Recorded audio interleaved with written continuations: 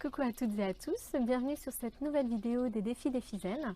Dans cette vidéo, je vous propose mon débriefing du défi numéro 2, changer votre pire habitude. Donc, je vous rappelle le concept du blog, je lance une fois par semaine par mail aux abonnés un défi pour être plus zen, pour voir la vie en rose, sur le thème du développement personnel en général. Je le relève également avec vous. Et puis en fin de semaine, le samedi, je vous propose une petite vidéo où je fais mon bilan en fait de ce défi, si j'ai réussi à le relever ou pas, ce que j'ai pu constater en points positifs et négatifs. Et je vous invite à en faire autant en allant sur le blog pour commenter l'article, pour commenter le défi, voilà, et nous faire partager un petit peu toutes vos impressions à vous. Donc le défi de cette semaine, c'était changer votre pire habitude. Donc qu'est-ce qui se cachait derrière ce titre? C'était de nous réapprendre à être bien présente, présente à l'instant présent et notamment en nous canalisant, en canalisant notre attention sur notre respiration. Parce que la respiration, c'est un support de relaxation qui est évident, qui est toujours présent tout au long de notre vie. Bien souvent, on n'y prête pas du tout attention. Donc là, l'idée, c'était de prendre un peu le contre-pied de cette habitude. On a toujours des pensées qui nous entraînent dans tous les sens, qui nous distraient. On pense au passé, on pense au futur. Ensuite, on a tout un tas d'activités, tout un tas d'obligations. Bref, on est rarement au moment présent. Donc l'objet du défi, c'était de vous apprendre à vous recentrer sur vous par le biais de votre respiration. Et je vous proposais de le faire 3 fois par jour, 5 minutes à chaque fois et pendant toute la semaine. Alors oui, j'ai relevé ce défi sur les 6 jours de pratique que j'ai retenu du lundi au samedi. J'ai fait ça 3 fois par jour pendant 4 jours sur les 6 et il y a juste 2 jours où je n'ai pu le faire que 2 fois. Alors les difficultés que j'ai notées en relevant ce défi, moi tout au long de la semaine, la première difficulté c'est quand même d'arriver à rester canalisé pendant 5 minutes.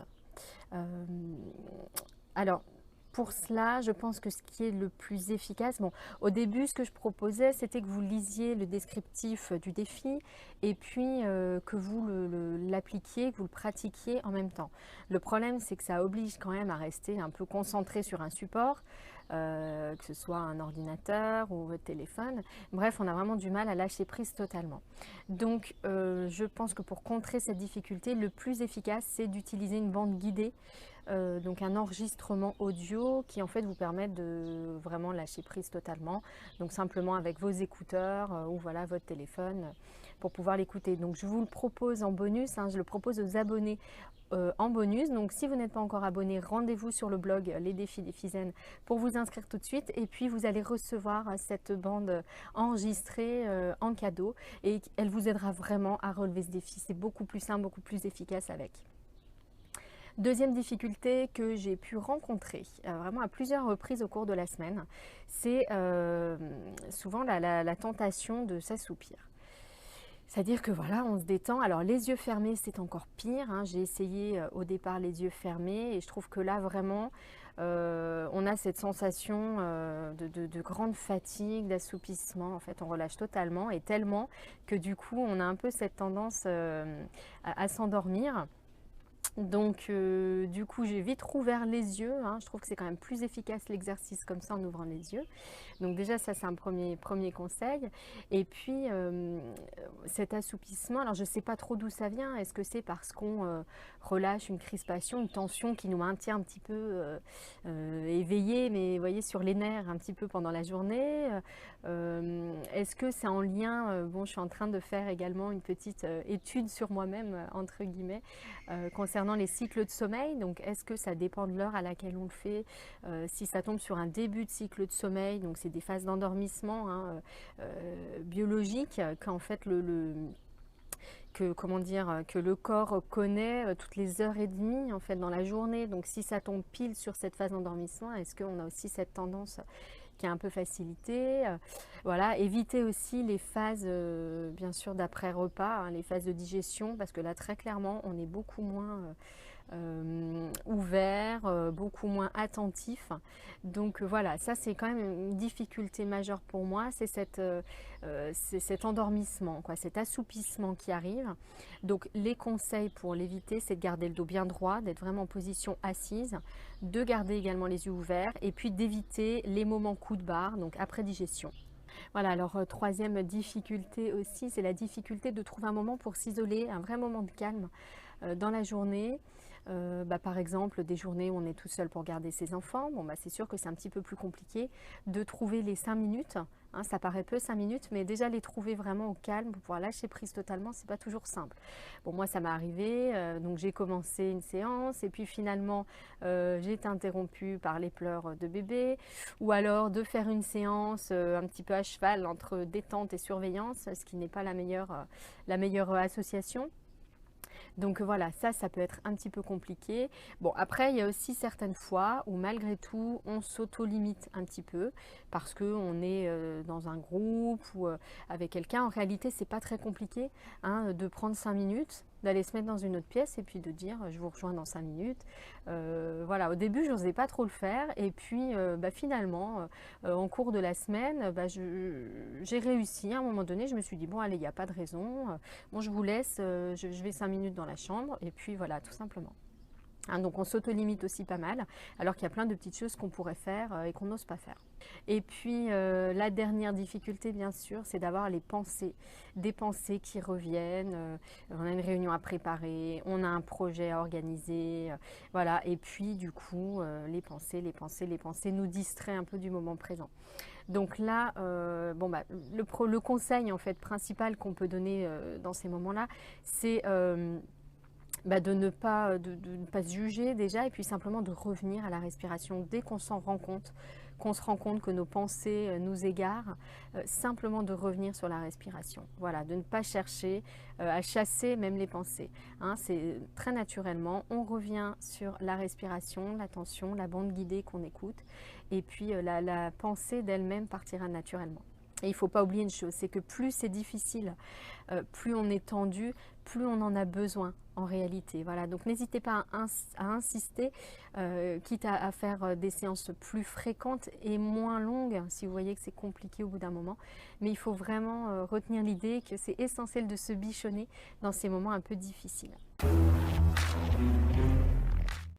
Alors maintenant, les points positifs, hein, les moments un peu coup de cœur que j'ai connus en fait pendant cette semaine où j'ai relevé ce défi. D'abord, la première chose, c'est la durée de 5 minutes. Je trouvais que c'était une bonne durée parce que ça permet vraiment de se mettre dans un état de relaxation.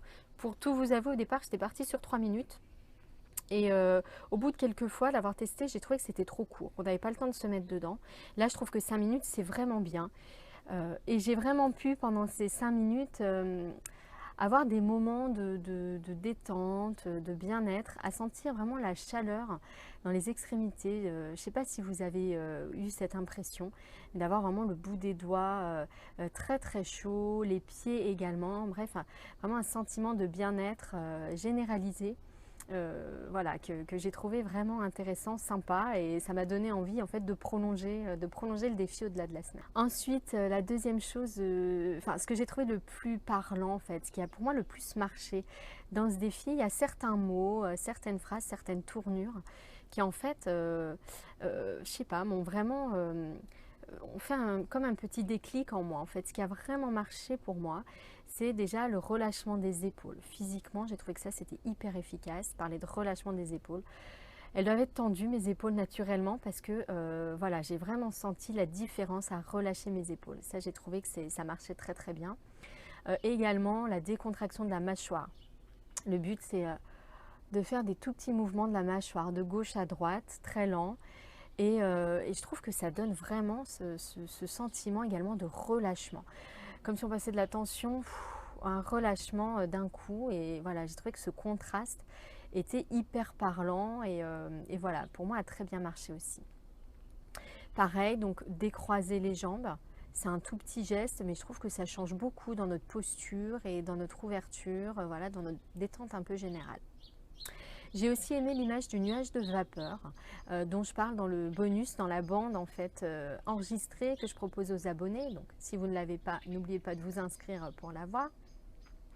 Voilà, ce nuage de vapeur, en fait, j'ai trouvé que c'était également parlant pour se canaliser sur l'expiration.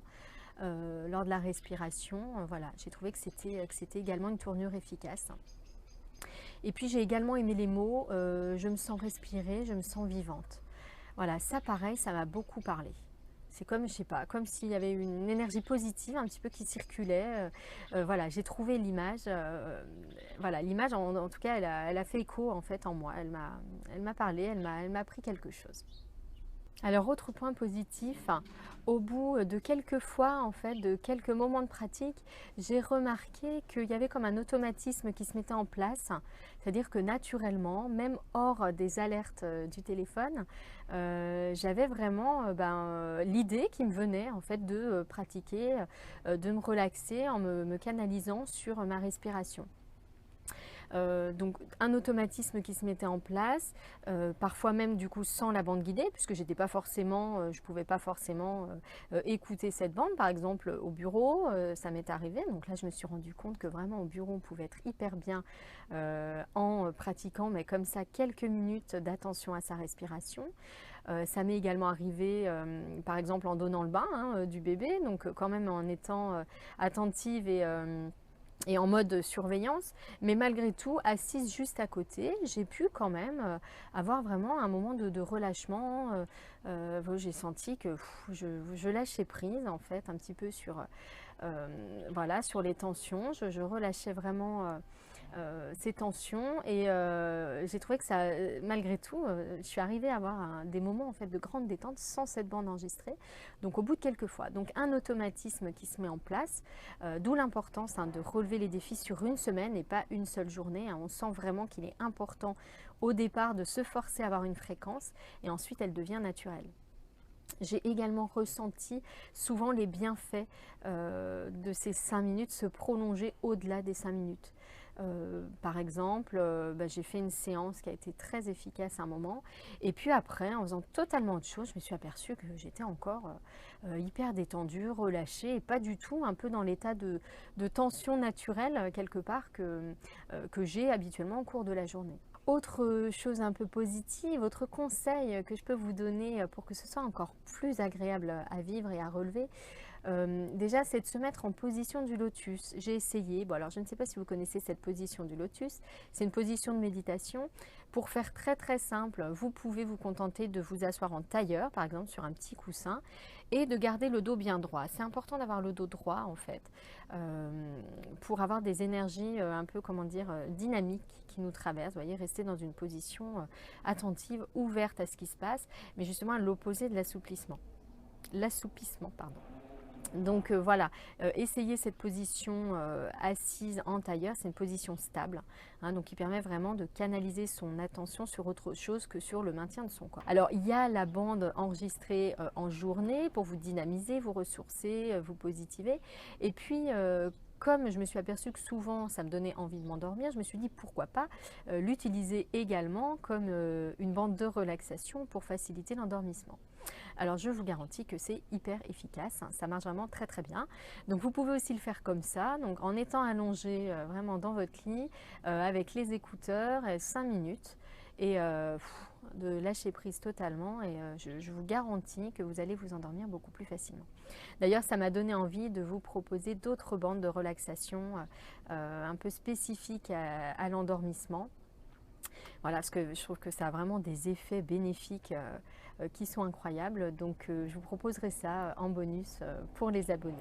Et puis la dernière remarque que j'ai envie de faire un peu sur ce défi, c'est que le meilleur moment pour pratiquer, c'est maintenant. Souvent au début j'avais la tentation de dire ah bah non, je vais déjà prendre mon petit déjeuner, je vais déjà faire ça, et après quand ça ce sera fini, je m'isolerai 5 minutes pour voilà, pour pratiquer. En fait, c'est dommage, on a toujours cette tentation de repousser un petit peu les choses. Faites-le vraiment maintenant, là, tout de suite maintenant. Qu'est-ce qui vous empêche de le faire? En fait, pas grand-chose.